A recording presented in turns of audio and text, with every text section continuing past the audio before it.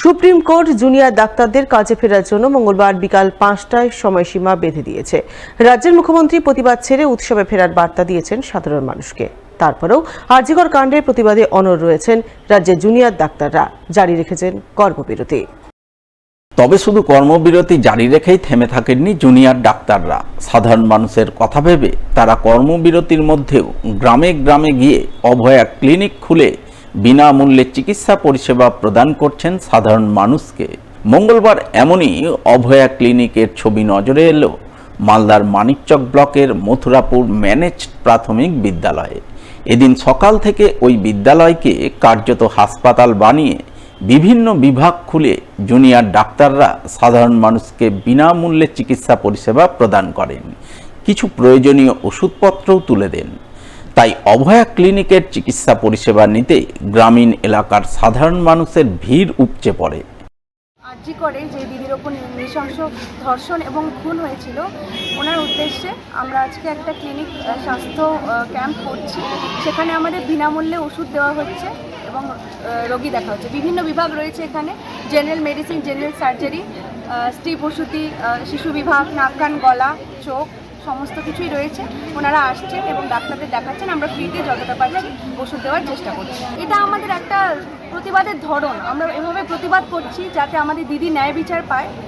আমরা তো আমাদের হাসপাতালে কর্মবিরতি রেখেছি, আমরা জুনিয়র ডাক্তাররা। আমাদের সিনিয়র ডাক্তাররা ওখানে এমার্জেন্সি বিভাগ চালু রেখেছেন, সমস্ত এমার্জেন্সি রোগীকে দেখানো হচ্ছে। কিন্তু আমাদের জুনিয়র ডাক্তাররা এখানে বিভিন্ন জায়গায় গিয়ে রোগীদের কাছে কাছে পৌঁছে যাচ্ছেন, কারণ আমরা হাসপাতালে কর্মবিরতি রেখেছি। এদের তো আমাদেরকে প্রয়োজন, তাই আমরা বিভিন্ন জায়গায় তাদেরকে সেবা করছি। এর আগে আমরা যখন আইওতে আমাদের অভয়া ক্লিনিক, প্রথম অভয়া ক্লিনিক করেছিলাম 4 তারিখে, তখনই আমরা ঘোষণা করেছিলাম যে এটা আমরা মালদা জেলার বিভিন্ন জায়গায় করব। তো শুরুতে আমাদের এটা ভুতনির প্রত্যন্ত এলাকায় করার কথা ছিল, যেখানে বন্যা দুর্গতগ্রস্ত মানুষেরা রয়েছেন। ওখানে 50-60 হাজার মানুষ আটকে রয়েছেন। কিন্তু প্রশাসনিক কিছু জটিলতার কারণে আমরা সেখানটায় গিয়ে পৌঁছতে পারিনি। সেখানে যাওয়া আসার কিছু সমস্যা রয়েছে, কিছুটা সুরক্ষা নিয়েও কিছু সমস্যা রয়েছে, সেই কারণে আমরা ওখানে যেতে পারিনি। সেই কারণে আমাদের মথুরাপুরে আজকে এই অভয়া ক্লিনিক হচ্ছে। এদিন মথুরাপুর ম্যানেজ প্রাথমিক বিদ্যালয়ে ওয়েস্ট বেঙ্গল জুনিয়র ডক্টরস ফ্রন্টের পক্ষ থেকে অভয়া ক্লিনিক আয়োজন করা হয়। অভয়া ক্লিনিকে বিনামূল্যে চিকিৎসা পরিষেবা প্রদান করেন মালদা মেডিকেল কলেজ হাসপাতালের জুনিয়র ডাক্তাররা। তারা চিকিৎসা পরিষেবা প্রদানের পাশাপাশি আরজিকর কাণ্ডের প্রতিবাদ জানান।